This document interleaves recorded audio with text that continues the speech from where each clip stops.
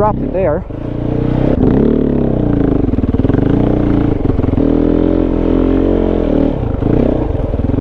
Welcome back to the channel, everyone. This is just going to be a small midweek update. Just want to talk through some things I've done to the bike. You might have noticed on the last ride that I posted, I had this rear rack mounted on there.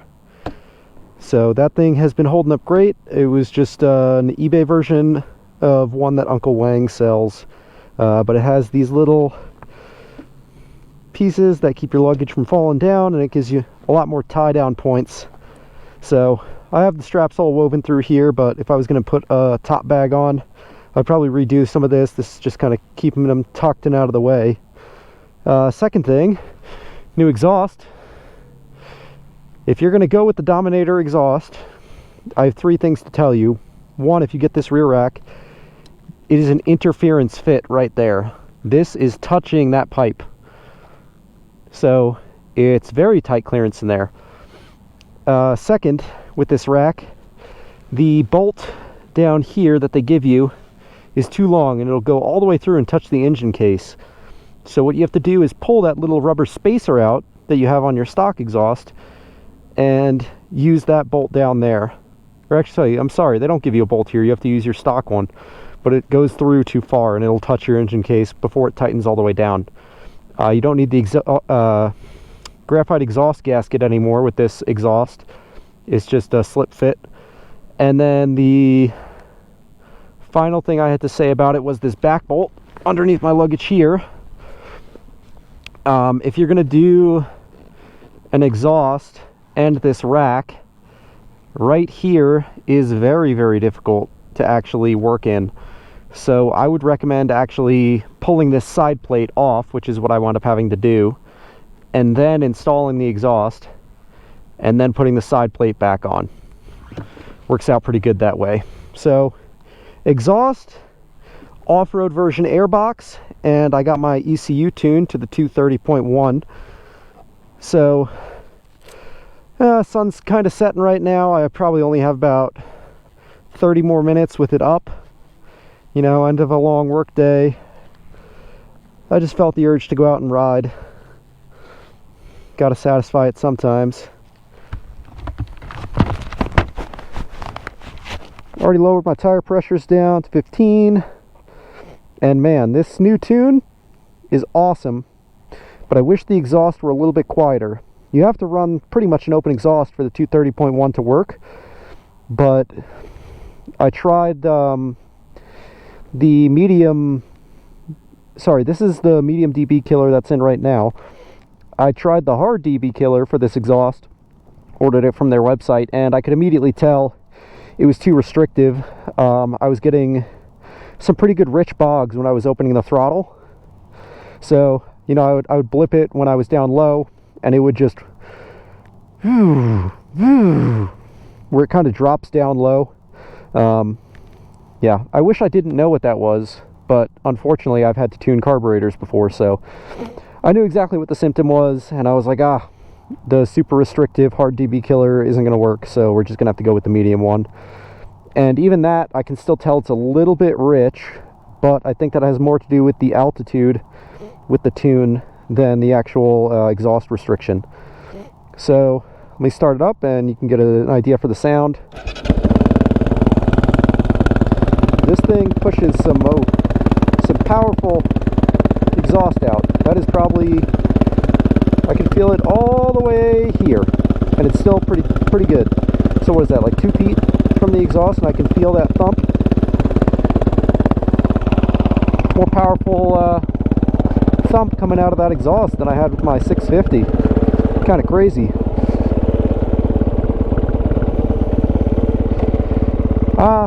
I'm just going to kind of take it easy today. Hurt my back on Sunday. Not during my Saturday ride, but just, you know, doing chores around the house and whatnot. And got a lidocaine patch on there. Not feeling very pleasant right now, but this 230.1 tune, I just had to come to my little dual sport fun rip around area. See how it does off-road. Because obviously as soon as I put it on, I went for a little ride. But that was only on the street. Let's flip her around here and go for this jump. The 230.1, before I actually go, let me just explain this really quick. So that is the race tune for this bike. If you have the street legal model like I did, you need to get the off-road version's Airbox, and you need a pretty much straight pipe with no cat. So required for this. It does add a little bit down low, I think. It makes the on-off throttle worse, but I'm going to play around with the idle air control plug and see if disconnecting that'll help out. Not today though. And then it definitely adds a ton up top. I mean, when you get this thing revved out, it now feels like a proper rocket ship off-road. Oh, there's a guy walking around in my spot.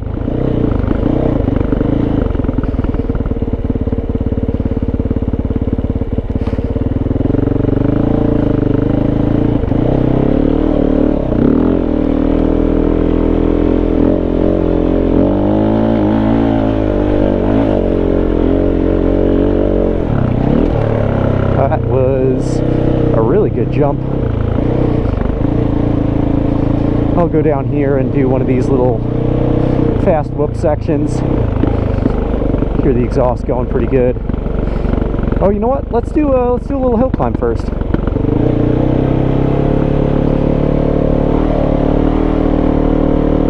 Yeah, the on-off throttle thing.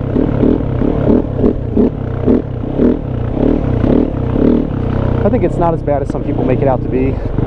Maybe it's just my bike, but it's manageable. It's just a little bit annoying. Let's go right up there.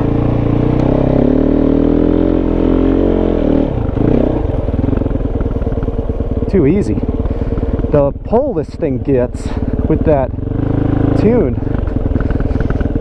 I was commenting that down low, you know, if you watch my video comparing this bike and the XR, I was saying this feels a little bit weak down low. A lot of people said it almost feels like a 300, and I'm wondering if they were riding the restricted version, because now it's still not quite as much grunt as that 650, but she's got enough get up and go that it's not a problem now.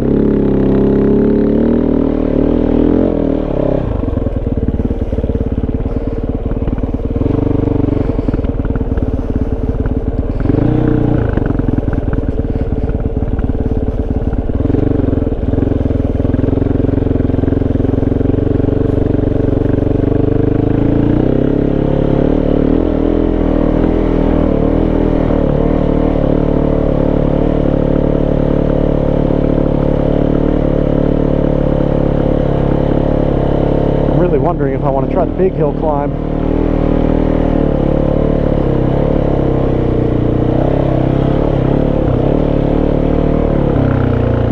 But I think I'm going to be cutting this into two parts because I want to get my buddy's opinion. The one who owns the Beta 430, he's ridden my Kove before. Whoa! Almost dropped it there. Glad I could save it. Jesus.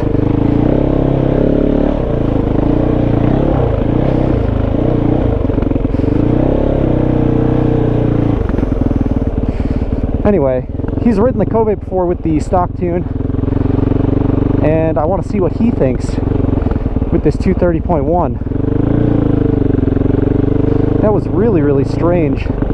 Those whoops. I've never had it do that on me before, where it kicks out like crazy to one side. But yeah, I'm still like low down, really no clutch. It's got a little punch when you get back on the gas, but it's not the worst thing in the world. Once you get over that 5,000 RPM threshold, is when it starts to get into the power, but I'd say over 6K is where it's really shining.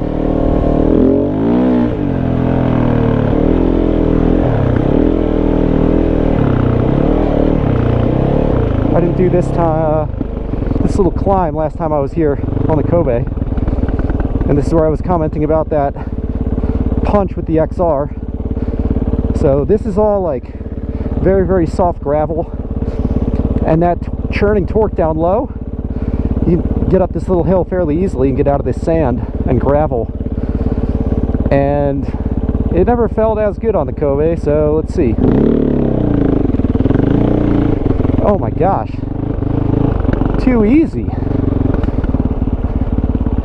What about this one? Is this one gonna throw me off?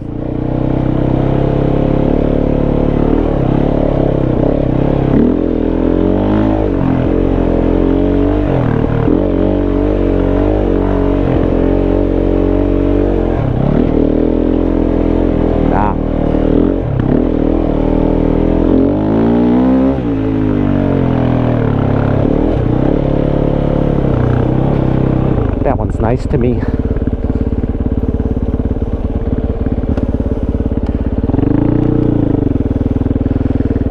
What's this hill climb? Looks like it doesn't go to anything.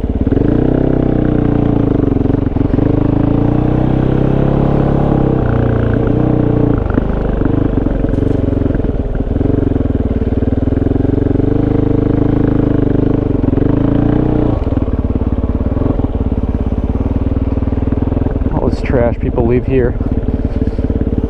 So sad. Let me go take a look at this one. Maybe I won't get in my head today about it, and I'll give it a try.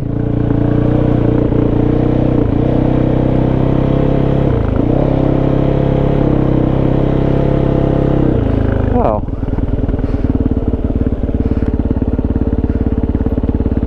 Would you look at that? It actually looks doable. Middle to left side looks super achievable. Let's go turn around.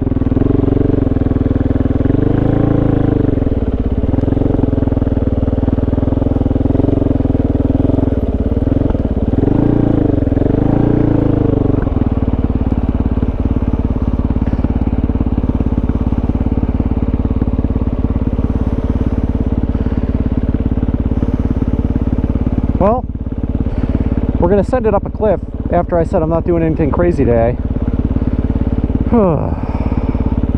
Catch my breath for a sec. Sun's going down. I'm about to lose daylight, so now or never. Come on.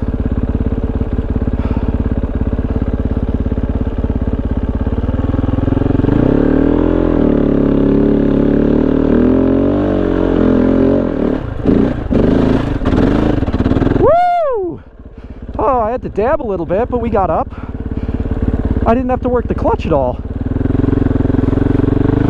But I got a little bit too central on my line. I wanted to stay more to the left. I don't know what kicked me out. Something did, though.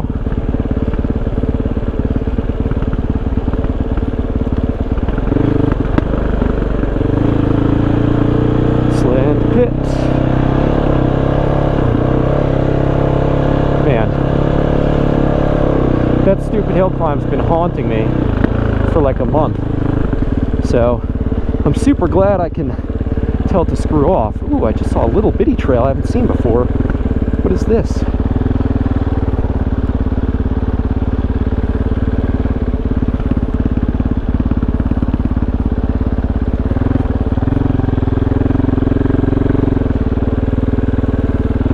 One of the other things I almost forgot for my fellow Kove owners out there,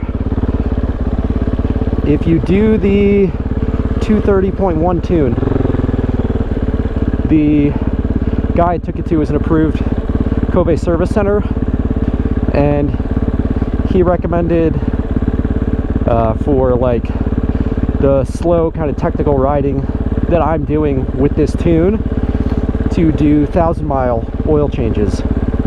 If you're going to keep using it like a traditional adventure bike and not going on such hardcore trails, you can probably stretch it to like 1,500, 2,000.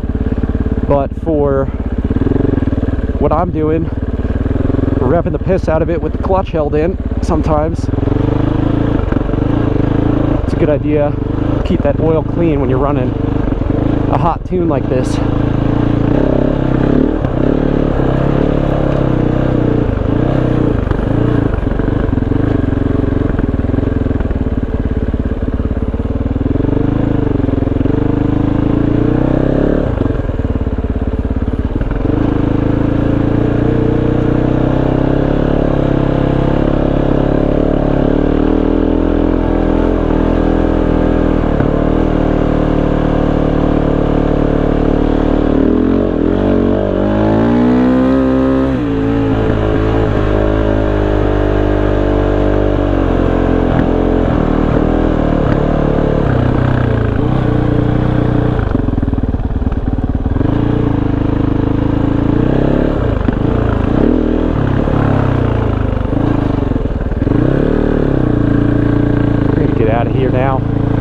I just wanted to do a quick little update video. So, from, oh, a little bug in my eye. From this point forward, after this video releases, everything you see, unless I specifically mention it, is going to be footage with the tune. Because I had a few people asking me with some of the gnarlier rocks I was doing what tune I was running. It was a stock. The only thing I changed was the gearing and tires. It's just such a capable bike. I would love to ride it down in that little riverbed there, but that sand is way too deep. I've done it before. You think it looks fun, but I know it's not.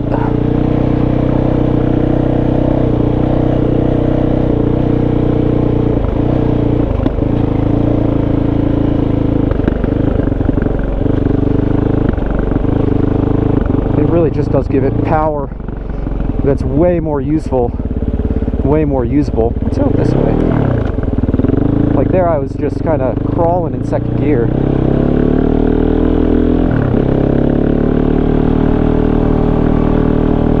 Before I would have probably stayed in first, just for the sake of trying to keep the engine in the power band. Does this just end?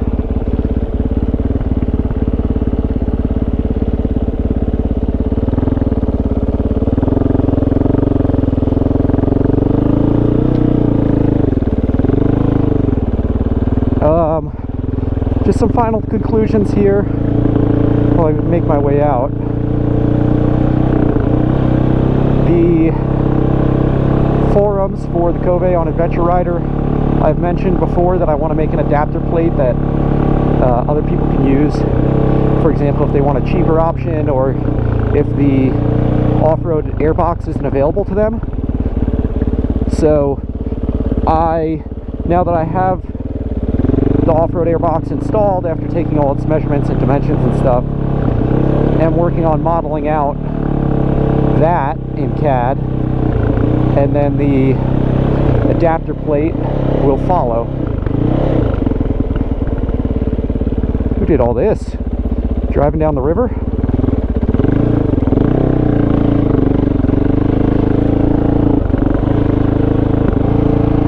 So be on the lookout for that if that's something that interests you. It is still coming, don't you worry. But yeah, thanks for watching. Hope you liked the little midweek update. Supreme Gooch signing off.